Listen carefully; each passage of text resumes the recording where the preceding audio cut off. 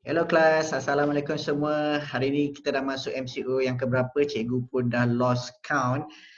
Cikgu fikir hari ni, semalam, yesterday dan esok tomorrow. Tu je cikgu fikir. And then like ada kemungkinan MCO ni mungkin dilanjutkan, dikatakan peak cases ataupun case COVID-19 akan memuncak pada pertengahan bulan April ni. Jadi with that being said, apa-apa pun uh, prevention is better than cure ataupun mencegah tu lebih baik daripada merawat. Kita tunggulah apa yang akan dibuka oleh kerajaan dan hopefully itulah yang terbaik untuk kepada kita semua. Jadi hari ini kita akan kembali balik pasal tentang jurutera. Okey, pengalaman cikgu tentang jurutera dan apa yang cikgu perhatikan tentang alatan. Alatan yang digunakan oleh jurutera di masa kini adalah, kalau kita tengok satu persatu, dia terbagi pada dua. Ini yang paling asas. Mungkin kita akan ada video lain tentang advanced version ataupun yang lebih sophisticated ataupun lebih canggih. Inilah software tools, alatan perisian. So pertama sekali Microsoft Word, Excel, PowerPoint ni tak perlu dibicari lagi lah, iaitu Word untuk kalau kita buat kita punya laporan kita untuk jurutera, dan Excel kalau kita tengok dekat sini lebih kepada data, tabulation of data yang paling basic. Okey, tak perlu kita nak buat programming untuk Python dan sebagainya, itu kita akan cerita kemudian. Dan seterusnya kita juga ada PowerPoint. PowerPoint di mana untuk kita buat pembentangan kepada majikan kita ataupun kepada supervisor kita. Alright. Seterusnya kita ada PDF converter, iaitu kalau kita nak pastikan bahawa Word ataupun data-data, as a matter of fact PowerPoint tersebut tidak ada apa-apa manipulasi dilakukan oleh orang lain, kita boleh buat conversion of to PDF. Okay. Jadi kiranya benda tu dah tak boleh kita ubah sebab benda tu dah jadi dokumen yang dah sort of like print out. So bila kita dah print out, mana mungkin kita boleh tukar dia punya content ataupun kandungan yang telah dicetak. So kita ada AutoCAD. Yes, AutoCAD ni paling penting kelas sebab computer assisted drawing. So kalau kita tengok dekat sini lebih sort of like kita nak katakan kita perlu tahu simbol-simbol yang berlaku, simbol-simbol yang berlaku di dalam AutoCAD. Paling common pun dari segi mechanical, khususnya jurutera mechanical, jurutera yang lebih kepada design, reka bentuk harus mengetahui tentang AutoCAD ni secara lebih mendalam.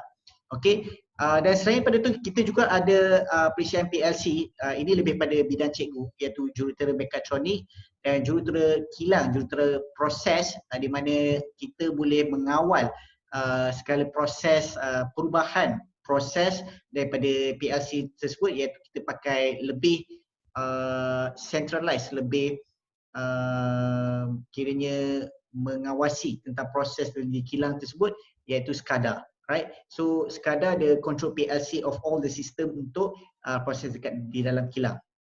Dan aplikasi, maybe aplikasi cikgu akan buat video yang lain sebab ada beberapa aplikasi yang sesuai untuk digunakan untuk jurutera-jurutera masing-masing lah. Okay, jenis-jenis jurutera masing-masing.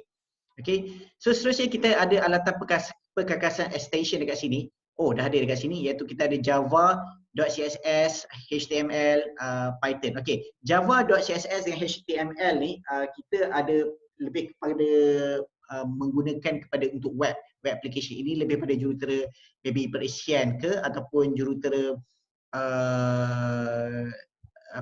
jurutera maybe end designer ataupun front end yang kiranya ataupun back end untuk kita lakukan reka bentuk bagi web, okey, ataupun laman web. Biasanya dunia sekarang ni lebih banyak e-commerce, web e-commerce. Jadi diorang ada banyak menggunakan aplikasi Java.css, HTML dalam website masing-masing. Okey. Python pula adalah lebih kepada big data kelas. So biasanya kalau Excel macam kita katakan tadi dalam alatan perkakasan asas, Excel dia cuma 1 juta, dalam dengan 1 juta sahaja dia punya maksimum dia. So it cannot go beyond than that. Alright. Jadi apa yang kita boleh lakukan iaitu Python dia boleh do beyond than that. Dia boleh melebihi kapasiti dia daripada Excel, and dia boleh melakukan analisis dengan lebih besarlah dia punya volume dia ataupun dia punya isi padu datanya.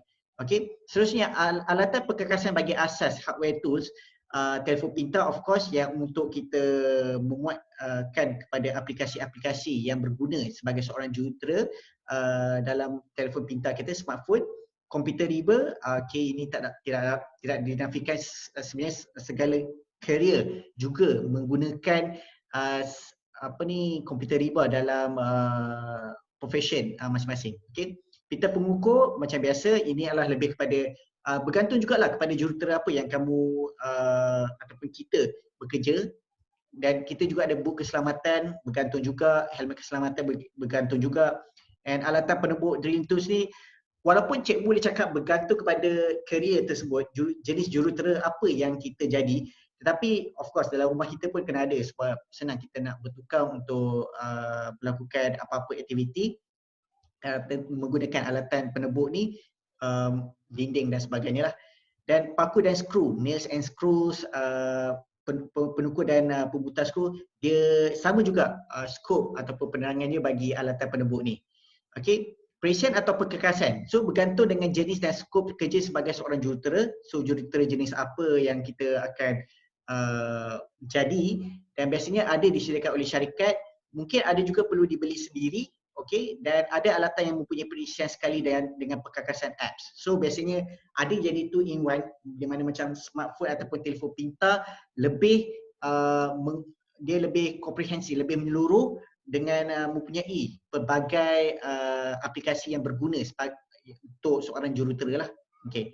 So episod seterusnya nanti kita akan berbincang tentang jenis-jenis jurutera. So stay tune for more episode dengan Cikgu Amin, dan I'll see you out there. Bye. Assalamualaikum.